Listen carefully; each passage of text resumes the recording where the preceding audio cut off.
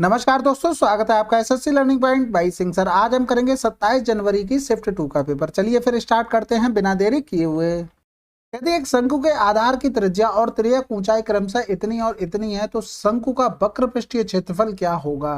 तो यहाँ से देखो क्या होता है, पाई आर एल होता है। बिल्कुल सिंपल सी बात है। यहाँ से त्रिज्या दे दी ये, यानी कि 22/7 13 और गुणे 35। 7 पंजे कितना हो गया, 35 हो गया। 22 पंजे 110 हो गया, गुणे 13 कर दो, यानी कि 143 इंटू 0। देखो 143 बहुत लगा होगा भाई। देखो किसी यात्रा की एक तिहाई दूरी इतनी चाल से और एक चौथाई दूरी इतनी चाल से और शेष 60 किलोमीटर की चाल से तय करती है समग्र यात्रा के लिए औसत चाल। देखो एवरेज स्पीड का फार्मूला होता है total distance upon total time.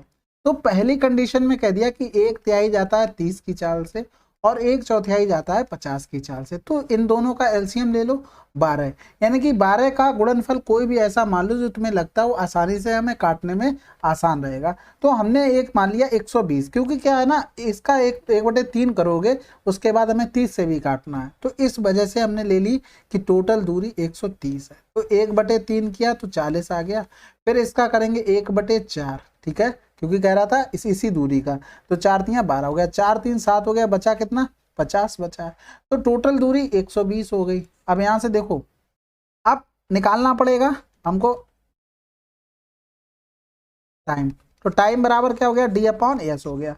तो यहाँ पर देखो डिस्टेंस हमें सबकी पता है, सब में हमें स्पीड पता है। इसका 30 है, इसकी 50 है और इसकी स्पीड 60 है। तो यानी कि 4/3 3/5 और 5/6 हो गया। एलसीएम लेंगे 30 30 ऊपर चला जाएगा और यहाँ पर नीचे क्या बचेगा, 10 गुना यानी कि 40 हो गया। यहाँ पर 5 छक्का 30 6 3 18 हो गया। यहाँ पर 6 पंजे 30 55 25 हो गए। इन सबको जोड़ लो भैया, 25 40 20 60 और 10 70 हो गया। 70 और 8 78 और 5 83 हो गया। यानी कि हमें 83 से भाग करना है 360, यानी कि इसमें। तो सिंपल सा 8 चौक 32, 4 बार जा रहा, बिल्कुल जा रहा। 4 3 12, हाथ से लगा 1, 4 8 32, 1 33 हो गया। बचा कितना, 10 से 2 गया 8 बचा और 5 से 3 गया 2 बचा। अब उतारा लेंगे 0। अब ऑप्शन देखो 5 3 4 2, सबसे पहले सबसे बड़ा चेक करते हैं। तो 5 8 40 बहुत ज्यादा, इनको हटा दो। फिर 4 चेक करते हैं, 8 चौक 32, 28 से ज्यादा, इनको भी हटा दो। फिर 3 चेक करते हैं, तो 8 3 24, देखो 3 3 9 3 8 24, यानी कि 249। हमारा आंसर यहीं से आ गया। अगला सवाल थोड़ा सा कैलकुलेटेड था। 21 सेंटीमीटर त्रिज्या वाले ठोस धातु के गोले को पिघलाया जाता है और छोटे लंबवृत्तीय शंकुओं में डाला जाता है। प्रत्येक की त्रिज्या इतनी, ऊंचाई इतनी, तो शंकुओं की संख्या, दोनों के आयतन बराबर कर दो। 4/3 पाई r³ का मतलब हो गया 21 की पावर 3 हो गया, बराबर 1/3 पाई r² का मतलब 7 का स्क्वायर इंटू में h का मतलब 3, और कितने बनेंगे ये, n बनेगा, यानी 1/3 पाई। ये कैंसिल आउट हो गया। अब यहाँ से स्क्वायर में था, यानी कि यहाँ पर अगर देखते तो इसमें क्या करो, 7 3 21 और फिर एक और 3 आया होगा, बचा क्या 21, यानी कि ये पूरा पूरा कैंसिल हो चुका। फिर देखो 3 से ये 3 काट दो, फिर बचा क्या, 4 3 12 हो गया, 12 एकम 12 हो गया, 12 दूनी 24 1 25, आंसर आ गया। अगला सवाल, शराब पानी का एक घोल क्रमशः इतने इतने अनुपात में बना है। इस घोल में शराब की परसेंटेज सांद्रता, देखो शराब कितना है, 7 है। टोटल 8 में से गुणा कर दो 100, 87.5%। क्योंकि इसको लिखेंगे क्या, 12.5, 12.5 में हमें करना पड़ेगा 7, 12 7 84, 84 के आसपास एक ही था। 30 36 40 लघुत्तम समावर्त 10 को विभाजित किया जाता है 10 से, तो x का वर्ग आता है। तो का मान बताना है। तो देखो सबसे पहले तो 2 लिखो, 2 से देखो कौन कौन से कट गए, 15 18 और 20 बचा। अब यहाँ से देखो इनका एलसीएम तो 90 हो गया, लेकिन यहाँ से तो 90 में क्या चले जाए, केवल 0 2 रह जाएगा, यानी कि 180 हो गया, बचा होगा। इसको 10 से डिवाइड किया तो ये 18 दूनी 36 हो गया, और यहाँ से x² हो गया, यानी कि आंसर 6। अगला सवाल, अरुण ने एक स्कूल में अंग्रेजी शिक्षक की नौकरी के लिए आवेदन किया था। नौकरी के लिए दिए गए टेस्ट में उन्होंने बोलने में 9, सुनने में 8, लिखने में 6, साक्षात्कार में 7 अंक हासिल किए। अंतिम अंक की गणना के लिए क्रमशः बोलने, सुनने, लिखने और साक्षात्कार के लिए इतने इतने का भार निर्धारित किए गए थे। अरुण का भारित औसत स्कोर क्या होगा। तो देखो यहाँ से 9 था, 8 था, 6 था, 7 था, यहाँ से 4 3 3 4। अब देखो ऐसे सवालों को आपको नोट करना है कॉपी में बस। यहाँ से देखो ये लिखा था, ये लिखा था, यानी कि भारित औसत निकालने के लिए पहले तो इनका गुणा करते हैं, ठीक है। इनका सबका फार्मूला लिखना जरूरी नहीं है, कॉम्प्लिकेटेड चीज़ें खुद से बनाते हो फिर कहते हो कि दिक्कत होती है। मैंने कभी नहीं ऐसा किया। रीजन क्या है, मैं अपने हिसाब से चलता हूँ। फिर क्या करते हैं, जो भी ये दिया रहता है लास्ट में जो दिया है इनका सबका सम 4 3 7 3 10 और 4 14, इनको जोड़ते हैं 6 4 10 8 18, 18 और 8 24 हो गया 26। ऐसे लगा 2 3 2 5 2 7 1 8 तो 2 10 हो गया, बटे कर देंगे 14, तो 2 सत्ते 14 हो गया, 2 पंजे 10, 2 तियां 6 हो गया। फिर यहाँ से करेंगे 7 7 49, बचा कितना है 4 बचा है, फिर 4 बचा है तो 7 पंजे 35, 7.5 के समथिंग आंसर आ जाएगा। समझ गए होगे बात को, तो इसको डायरेक्ट आप लोग नोट कर लेना, अच्छा सवाल है। एक विक्रेता अपने अंगूरों को लागत मूल्य पर बेचने का दावा करता है लेकिन गलत वजन का उपयोग करके फिर भी इतने % का लाभ करता है। वह 1 किलोग्राम के स्थान पर कितने वजन का उपयोग करता है। तो देखो अब वजन में क्या, उसने रुपए तो 1000 ग्राम के लिए होंगे लेकिन उसने x ग्राम चीज अपने पास से दी होगी, तो 11 से 1/9 का मतलब 11 नेमन 99 और 100 हो गया, यानी कि 1/9 हो जाएगा। 1/9 हो गया यानी कि 9 की चीज उसने 10 में बेची होगी, इतना ही तो फायदा लिया, यानी कि अपने पास से उसने कितना 900 ग्राम चीज दी होगी। अब यहाँ से देखो सिंप्लीफिकेशन का सवाल था, अच्छा सवाल है। बस यहाँ पर ये देख लेना ये डिवाइड के हैं, केवल 2 थे आपके डिवाइड के, ये एक ये था एक ये था। तो यहाँ से ये 6 बार हो जाएगा, 6 36 हो गया, 36 और 30 कितना हो जाएगा 66। माइनस यहाँ से देखो ये दो, ये भी माइनस का ये भी माइनस का, यानी कि इससे इसको जोड़ लेंगे 15 दूनी 30 हो गया, 30 और 6 कितना हो जाएगा 3 1 4 हो जाएगा। माइनस का कितना आया 46, यहाँ से घटाएंगे तो 0, 6 से 4 गया तो हो जाएगा। तो इस यहाँ पर क्या बचा माइनस का, यानी कि माइनस का 60 डिवाइड बाई n बराबर 0। तो n को उधर कर दो, यानी कि या तो अच्छा ठीक है उधर कैसे चला जाएगा वो, इस तरीके से लिख के माइनस का 20 हो गया, ये कैंसिल आउट, 20 3 60 हो गया, n बराबर 3 आ गया। ठीक है। एक चांदी की दुकान के मालिक का दावा है कि वे 65 ग्राम पर चांदी बेच रहा है, 65 रुपए प्रति ग्राम, जबकि क्रय मूल्य 70 रुपए प्रति किलोग्राम है। यानी कि कहने का मतलब 70 की चीज वो 65 में बेच रहा है, लेकिन 1 ग्राम के स्थान पर वो 900 mg के दे रहा है। तो कहने का मतलब ये है 1 ग्राम के स्थान पर, यानी कि पैसे तो वो 1000 mg के ले रहा है लेकिन चीज कितनी दे रहा है वो 900 mg दे रहा है। समझ गए बात को। तो यहाँ से करा था उसका लाभ परसेंटेज या जो कुछ भी हो वो बता दो भैया, यहाँ से 0 काट दो, यहाँ से फिर 6 5 11 कुछ कटना, 1 0 और काट दो, यानी कि यहाँ से 65/9, यानी कि 9 सत्ते 63, 2 रुपया का वो प्रॉफिट ले रहा है, किससे 63 से। यहाँ पर 0 आ जाएगा, यानी कि 63 से हमें इसमें भाग करना पड़ेगा। तो 6 3 18, 3 3 9, 3 6 18 हो गया, 10 में से 9 गया 1 बचा, 9 में से 8 गया 1 बचा, पॉइंट लगाया 0 बढ़ाया। अब 110 में 2 बार तो भाग जाएगा नहीं, 1 बार जाएगा, ये कैंसिल हो गया। पहली बात तो प्रॉफिट हो रहा था तो हानि वाले तो दोनों चले गए, और ये हो नहीं सकता क्योंकि अभी भाग जाएगा पॉइंट लगाने के बाद, तो ये भी हटा दो तो आंसर हो गया। ठीक है, आसान था। अगला सवाल। और हाँ, अगर कुछ लोग ये सोचते हो कि ये पता हो तभी होगा, ऐसा भी नहीं है भाई। हमें अगर नहीं पता होता तो हम केवल नंबर में खेलते, बाद में जो आता वो देखा जाता। कोशिश तो कर सकते थे, छोड़ने से तो अच्छा ही था। 2 धावक क्रमशः 18 और 20 की चाल से समान दूरी तय करते हैं। यदि पहले धावक को दूसरे धावक की तुलना में इतने मिनट अधिक लगते हैं तो उनके द्वारा तय की गई दूरी क्या है। देखो सिंपल सी बात है, डिस्टेंस कांस्टेंट हो गई, रेशियो बना लो फटाफट, यानी कि यहाँ से लिखेंगे टाइम का, टाइम में 20 हो गया और ये 18 हो गया। हमारे हिसाब से डिफरेंस कितना आया, हमारे हिसाब से 2 आया। क्वेश्चन में 15 मिनट आया, मिनट को चेंज कर लेंगे घंटे में। टोटल दूरी इतनी, यानी कि 18 दूनी 360 की वैल्यू निकालें, यानी 15/60/2 गुणे 360 कर दो, तो 6 दूनी 12, 12 3 36 हो जाएगा, 15 3 45 हो जाएगा, 1 0 ये कट चुका है। ठीक है। रवि और सुहासा क्रमशः इतने और इतने की चाल से ए से बी तक चलते हैं, जिनके बीच की दूरी 24 किलोमीटर है। सुहासा बी पर पहुंचता है और तुरंत वापस लौटता है, सी पर रवि से मिलता है। ए से बी सी की बीच की दूरी क्या होगी। तो सिंपल सी बात, देखो ये रहा कोई ए से बी, अब क्या हुआ बी पर पहुंचा भाई साहब सुहासा, तुरंत वापस आ गया, कौन आया सुहासा। ठीक है।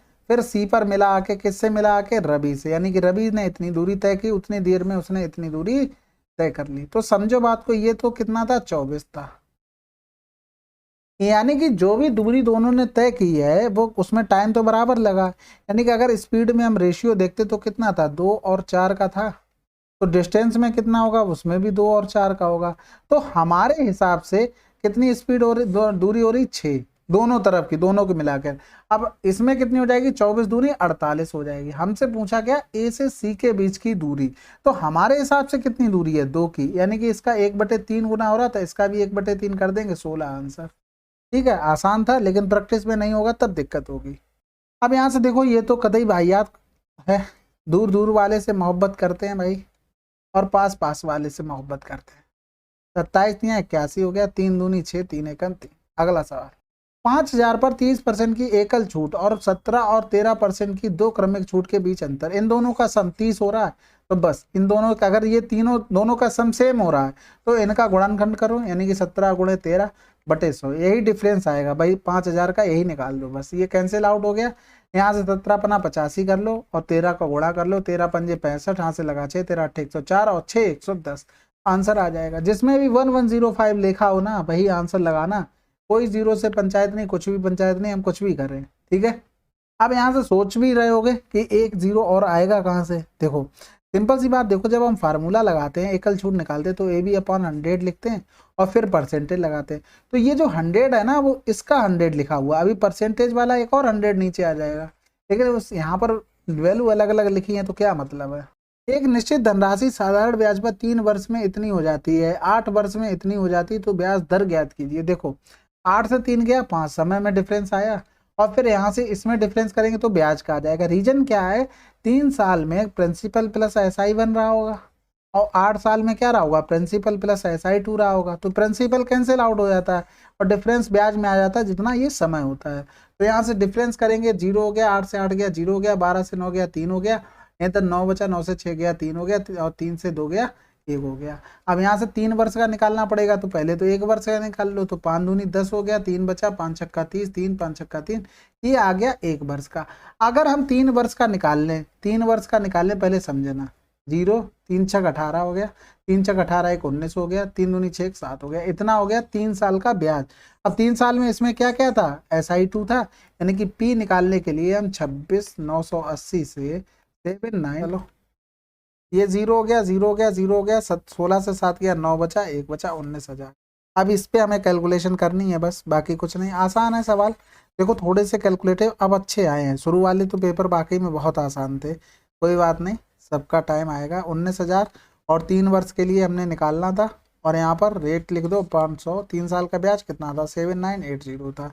तो यहाँ से देखो 2 जीरो चले गए, 1 जीरो यहाँ से चला गया, यहाँ से करेंगे 3 दूनी 6 हो गया, 3 छक 18, 3 छक 18 हो गया, 19 करेंगे, 19 से कम 19, 19 चौक 76, आंसर। अगला सवाल, थोड़ा निम्नलिखित में से कौन सा सबसे बड़ा अनुपात है। देखो नीचे जो नंबर लिखे उनका एलसीएम ले लो, जिसका भी आसान लगे, ऊपर वाले का लगे ऊपर, नीचे वाले का लगे नीचे, आंसर आ जाएगा दोनों से। हमें तो नीचे का आसान लग रहा है, यानी कि नीचे हम 24 बना रहे हैं, अभी रीजन भी बताएंगे इसका क्यों।